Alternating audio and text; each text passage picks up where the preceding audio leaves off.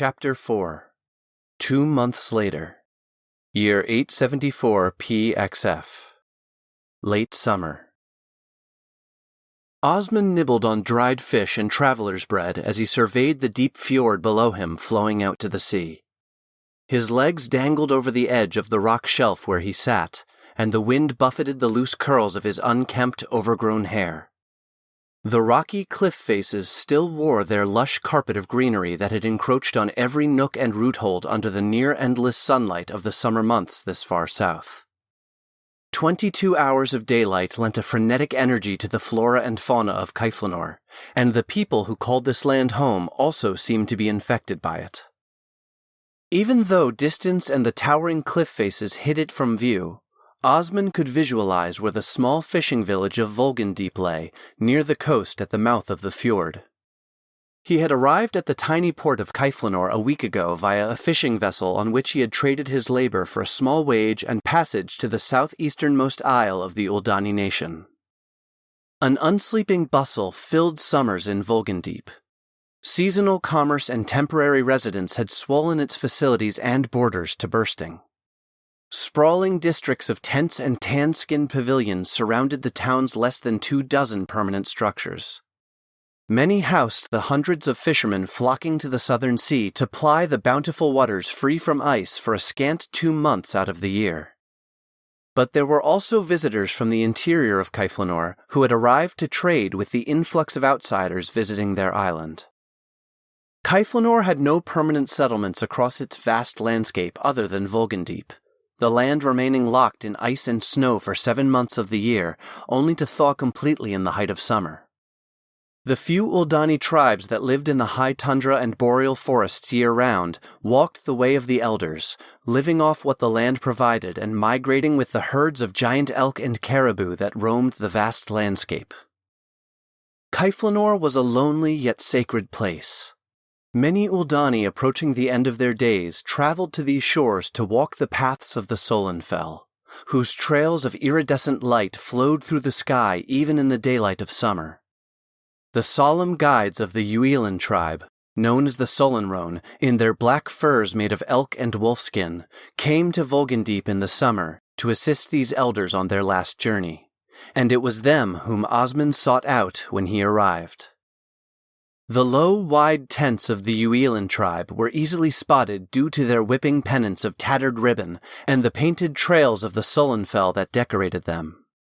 However, Osmond was barred from entry as the fierce guardians of the Solenrone shunned him from even approaching. After 3 days of attempting bribes, subterfuge, and stealth, Osmond found himself face to face with those he sought. He had been turning the corner at the intersection of 2 narrow corridors between the pavilions that made up the makeshift temporary tavern district of summertime Volgendeep, when a hand the size of a bear's paw slammed into his chest. A man that eclipsed even Talon's stature and breadth knocked him to the ground and pinned him firmly there. His deep-set eyes shone like a feral beast from beneath a fur hood made of hide white as snow. From his shoulder, a feline head with long, white saber-like teeth, a saldrig, the legendary predator that prowled the highlands of Kaiflanor, looking as lifelike as the day it took its last breath, grinned at Osmond menacingly. The voice that emerged from cracked lips was one of barely tempered, bestial challenge and rage. "Your soul has no path here," the massive beast of a man growled. "Take your scarred and festering spirit back to the Northlands and the new gods who flood your soul with their stench." The man, not just any Solenrone, but a chieftain of their order, as marked by the saldrig hide he wore, pulled a horrifying bladed hook no longer than a finger out of his belt and brought it to Osmond's left eye. Osmond had heard the tales. The price for those who sought out the Solenfell, heedless of the Uelan tribe's tradition and proper reverence, was to lose an eye for their transgression. Osmond feared that debt was now his to pay. "I am not seeking the Solenfell," Osmond stammered. "I seek the Argestian Inception, and follow the path of my father, who sought it before me." Osmond tried to dig into his pouch, but the massive Uelan slammed his knee onto Osmond's wrist, stopping him. Alaris the Bloom Sage sent me. Seeing only a tiny pause in the chieftain's intent, Osmond pleaded in a panicked voice. I owe the Cat Malorn to my Crodron. Whether it was the mention of Alaris or his debt to his soul brother, the massive chieftain of the Soul Walkers narrowed his eyes and probed Osmond's face for deception. The hooked knife disappeared into his belt, and his enormous hand dug into Osmond's pouch, its size rupturing the leather stitching along the seams. He examined the contents and looked back to Osmond. The Solenrone chief barked at him. Gather your supplies, betrayer. Do not let another Twilight's gloaming find you in Vulcandeep. The Uellan chieftain stood, leaving Osmond in the dirt with his belongings strewn around him. Heart racing, Osmond sat up, drew a deep breath, and gathered what his attacker had spilled across the ground. While far less than he had hoped for, the encounter had not been fruitless. Osmond had spotted recognition in the chieftain's eyes as he looked at the tiny painting Alaris had gifted him, which was more insight into his destination than when he arrived. No path or map marked the way or exact location of the Argestian Inception. Osmond had only heard snippets of tales about the 4 elemental inceptions during childhood. The Inceptions were often the subject of abstract and esoteric paintings by artists at Horizon's End attempting to impress other artists or gain favor. The 2 Inceptions of creation, Argestian, the inception of water and air, and Eurycean, the inception of earth and fire, were most often the subject of painters visiting Tavi's sanctuary. However, those with a darker aesthetic would visualize the fetid swamps of the Circassian inception of earth and water, or ancient male Asari sitting upon the untamed Hellsparian inception of fire and air. Other than the Hellsparian inception, the exact location of the other 2 was hidden, or, in the case of the Circassian, a guarded secret. Pilgrimages to the Argestian and Eurycean inceptions were not unheard of. However, those who had made those journeys believed the search and discovery of them was a critical part of actually finding them. The only guide Osmond had was the tiny painting Alaris had gifted him. Back at Horizon's End, once the vertigo induced by his feelings of betrayal had faded and the Bloom Sage had long since disappeared into the night, Osmond had examined the canvas Alaris had pressed into his hand. It was not a painting of the midnight jasmine as he expected, but instead an image of Grimspire, the strange leaning mountain of Kaiflanor, whose peak soared above all others in the Isles. Scholars taught that Grimspire was the only remaining part of the massive ancient volcano that had once encompassed the entirety of the Eldani Isles. Eons ago, in the age of the primordial dragons, long before any other sentient creature walked the land, its cataclysmic eruption ripped the mountain asunder. What didn't collapse into the sea became the Eldani Isles and the sloping peak of Grimspire, the only remnant of its existence. The painting Alaris had gifted Osmond of Grimspire was not from the usual vantage point that most artists captured the unique majesty of its peak, the northern face as seen from Vulcandeep. Their painting was from the south, and in a towering up-close perspective instead of seen from leagues away. Osmond knew better than to test the patience of the Uellan tribe and the grace they had gifted him, so he gathered his few belongings and rations, shouldered the short hunting bow he had purchased, and made haste to be on his way. It had taken him 2 long days to arrive at the inland extent of the fjord. There, a massive glacier halted further progress near the water's edge. However, Osmond spotted the pathway of a natural switchback trail that painted its way across the eastern wall of the fjord, easily discernible by its telltale stair-step distribution of greenery and stunted trees. The course was treacherous and little used, other than by the goats that made their vertical home among the rocks, but Osmond, breathless and aching, had finally reached the ridgeline above. Osmond finished his midday meal and took a deep breath to clear his head. The steep climb was behind him, but now the daunting expanse of Kaiflanor's high tundra lay before him in all its vast and harsh beauty. Grimspire loomed far to the south, easily visible though it was still hundreds of leagues away. Osmond could also make out the craggy, broken ridges known as the shield wall spine that flanked Grimspire, peeking over the horizon as often as they hid behind it. Osmond had no clear indication of where he might find a passage to the other side of the mountains and the location of Alarice's painting. With neither path nor plan, he placed one foot in front of the other and set course for a low rise pockmarked with a sparse scattering of trees that he saw within reasonable walking distance. He would need shelter when he camped later, and even though true darkness did not fall on Kaiflanor during the summer months, Osmond would try to find rest during the few hours of twilight when it fell across the land. Osmond had considered following the coast or even hiring a boat to transport him to the far side of Kaiflanor, but neither were viable options.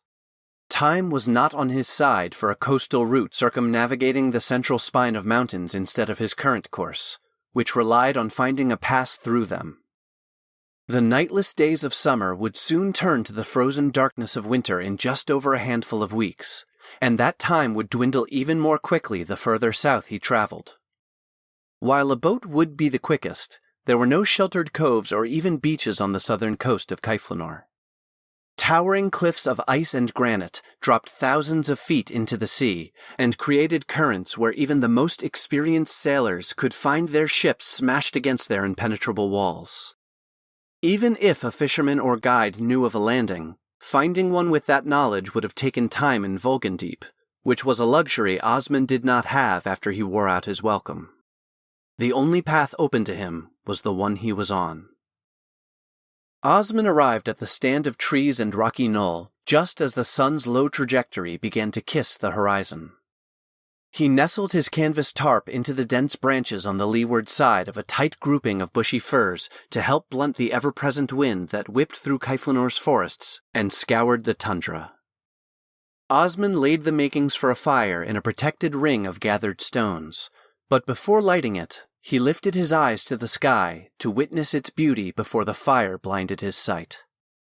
Above him, the Solenfell danced its fanciful ribbons of color across the firmament. Time and distance away from Horizon's End had unmuffled his emotions, and as he looked up, Osmond embraced the feeling of wonder that filled him. He felt the tickle of its keel dance between his toes and over the arches of his feet, and couldn't help but smile.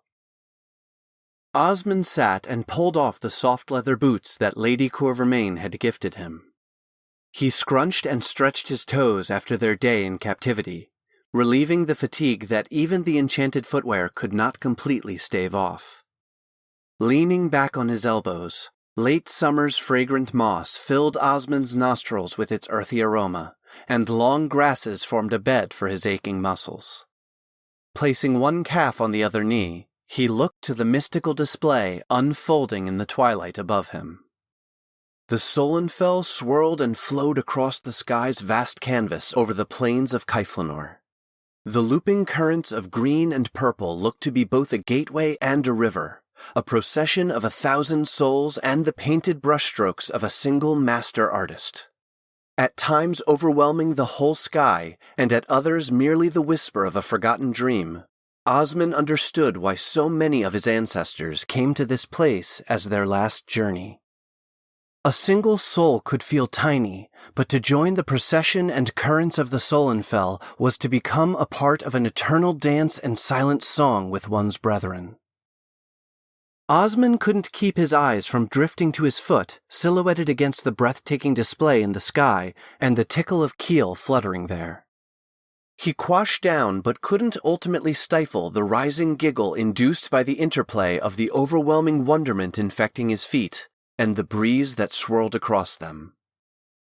Osmond flexed his long toes and pretended to catch one of the dancing ribbons of the Solenfell like a magic lasso. A memory rose to the surface of his mind like a trout to a lure cast in a stream. A vision of sitting looking at the constellations on the patio of Horizon's End with Anson, his tiny 6-year-old form engulfed by the reclining wooden chairs, flooded his mind. Raising his feet to the night sky to catch stars had been a silly game they would play together. Osmond would stretch his feet into the darkness and pretend to grab the twinkling fairies of the firmament between his tingling toes. Then Anson would wrestle them away and pop them in his mouth like a tasty treat, stealing whatever wish they might have granted. It never bothered Osmond that Anson ate the wishes he captured, because even 6-year-old Osmond knew fairy gifts were not to be trusted. But how they would laugh and giggle through the summer nights while sharing fizzy birch brew. The wonder dancing through Osmond's senses turned to a wistful ache as the memory of his happy childhood with Anson solidified in his mind, the time before his father's homecoming. Osmond focused his eyes on the sky as his foot drifted off his knee and back to the ground. He tried to regain his hold on the present in this place and time, but fighting the rushing flow of the memory and where it was inevitably leading was as useless as fighting the tide.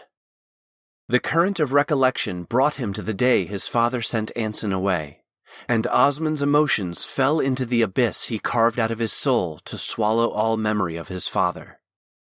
All that remained as the memory unspooled was a child's confused recollection of the shouts, pleas, and questions emerging from behind closed doors. And then Anson was just gone. Osmond felt the keel of wonder drain from his senses as the majesty of the Sullenfell above him became flat and lifeless in his eyes.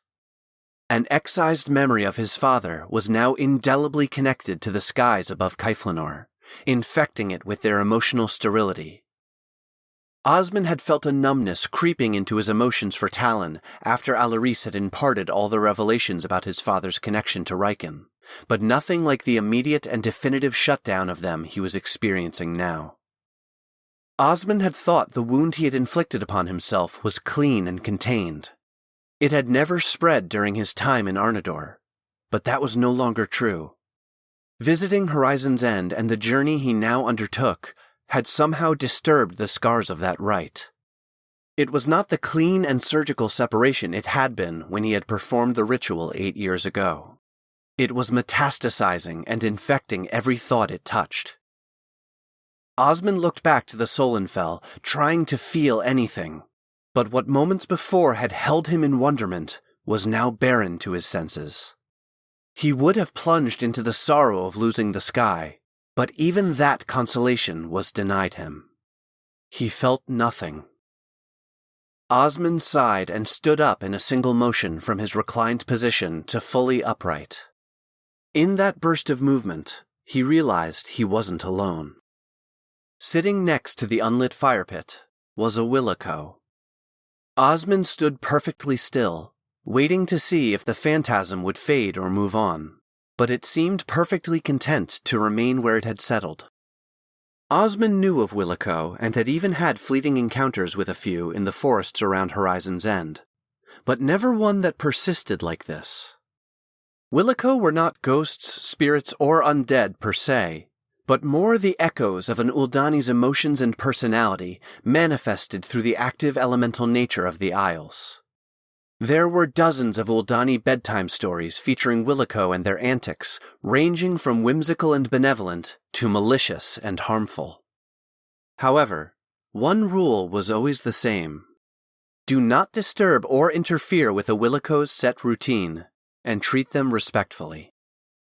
The Willico seated at Osmond's campfire was an older gentleman of diminutive stature, with features that belied a hint of dwarven ancestry mixed with his Uldani heritage. Osmond's first guess that he was a fisherman was confirmed when the Willico assembled an intricate rod and cast his line into the unlit fire pit, leaving a shimmering float on the surface of the gathered wood as though it was the surface of a pond. Other Willico Osmond had encountered earlier in his life had been nothing more than a glimpse of shape and light out the corner of his eye.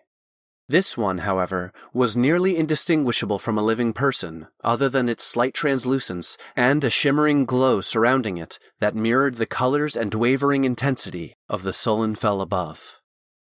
The casual nature of the Willico lessened the tension that had filled Osmond's body at the discovery of his surprise visitor, but he remained frozen in place, not knowing how to proceed.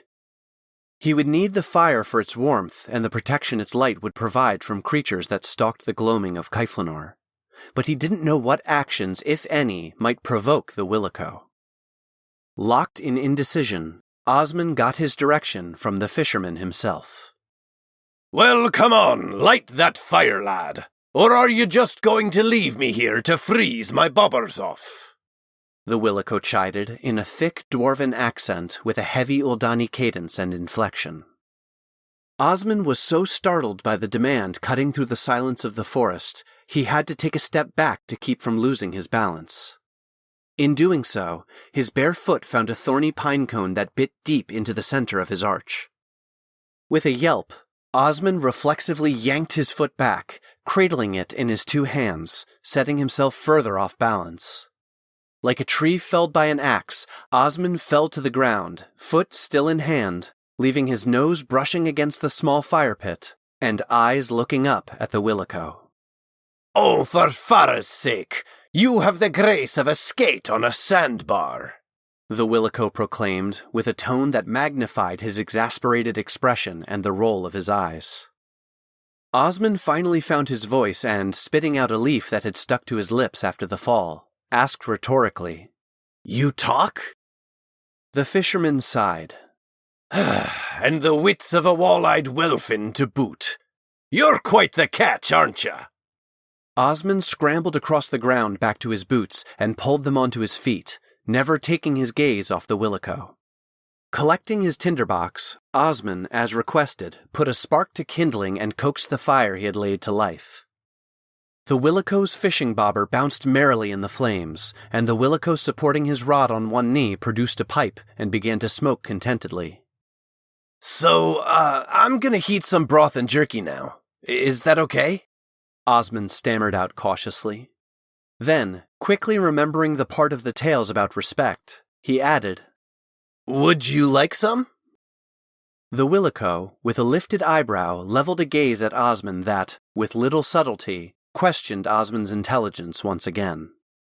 Yeah, right, Osmond said sheepishly while scratching the back of his neck. I'm just going to do my thing over here while you do your fishing, okay? The Willico answered, but his words and delivery made it obvious he was answering a different question that had been asked under other circumstances. Fix your grub, hang the hammock, swab the deck. Routine is what makes a ship sail. It occurred to Osmond that even though their first interaction seemed like a normal conversation, it just as easily could have been the Willico echoing back something he often said in his life. Osmond pondered on that as he boiled water and added a dried ball of spices to make broth, sprinkling in some hard jerky and half a turnip for extra flavor and bulk. The Willico watched approvingly at the process and laughed heartily when Osmond reflexively jumped back as he yanked his ghostly bobber out of the fire through the stew he was preparing. "Ha!" Osmond stated, with very little humor in his voice, having almost dumped his dinner in the fire over the jest. Very funny. He was, however, becoming increasingly intrigued by his visitor, so Osmond asked respectfully, May I know your name, honored elder? The Willico opened his mouth as if to answer, then closed it, seemingly frustrated. He opened it again, then closed it, looking to his side, now seeming puzzled. He finally answered, I seem to have lost my hat on the east coast of Lyria Bay. The fisherman looked to Osmond hopefully. Perhaps you can lend an old man a hat. Osmond took a beat to comprehend the request, but caught on. The Willico would like him to provide a name. Like all Uldani, Osmond felt deeply about names, but knew they could, in fact, be changed as easily as a hat, so he blurted out his first thought without much consideration, other than it felt right, and was fun to say. How about Wilfred? Wilfred the Willico.